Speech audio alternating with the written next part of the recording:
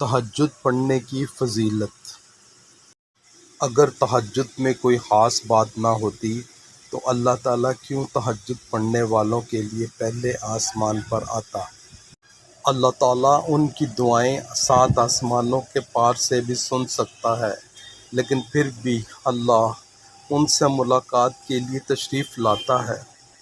اللہ تعالیٰ تہجد کے وقت پہلے آسمان پر جلوہ گر ہوتے ہیں، صرف یہ پوچھنے کے لیے کہ انہیں کیا چاہیے۔ تو جیسے اللہ تعالیٰ نے تہجد کی نماز کو باقی نمازوں سے جدا رکھا ہے، ویسے ہی اپنے تہجد پڑھنے والوں کو بھی سب سے جدا رکھا ہے۔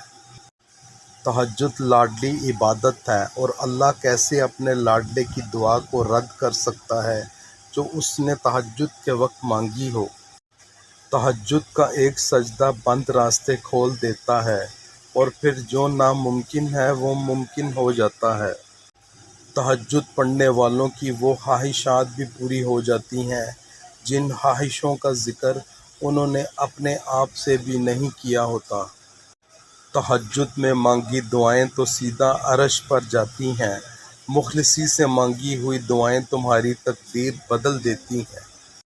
تہجد کا وقت جب رات گہری ہو جائے اور ہر طرف خاموشی چھا جائے تو اپنے رب کو اپنا غم سناؤ، اسے بتاؤ تمہارا دل دکھ سے بھرا ہے، تمہاری خواہشات اور ضروریات پوری نہیں ہو سکیں۔ یقین رکھو دنیا میں تمہاری بات اس رب سے زیادہ توجہ سے کوئی نہیں سنتا، اور جو دکھ تم تہجد کے وقت اللہ کے سامنے بیان کرتے ہو وہ انہیں اپنی رحمت سے خوشیوں میں بدل دیتا ہے۔ تہجد کے لمحات میں اپنے دل کی باتیں اللہ سے کہو، کیونکہ یہی وہ ساعتیں ہیں جب اللہ کی رحمت اپنے عروج پر ہوتی ہے اور دعائیں عرش تک پہنچتی ہیں۔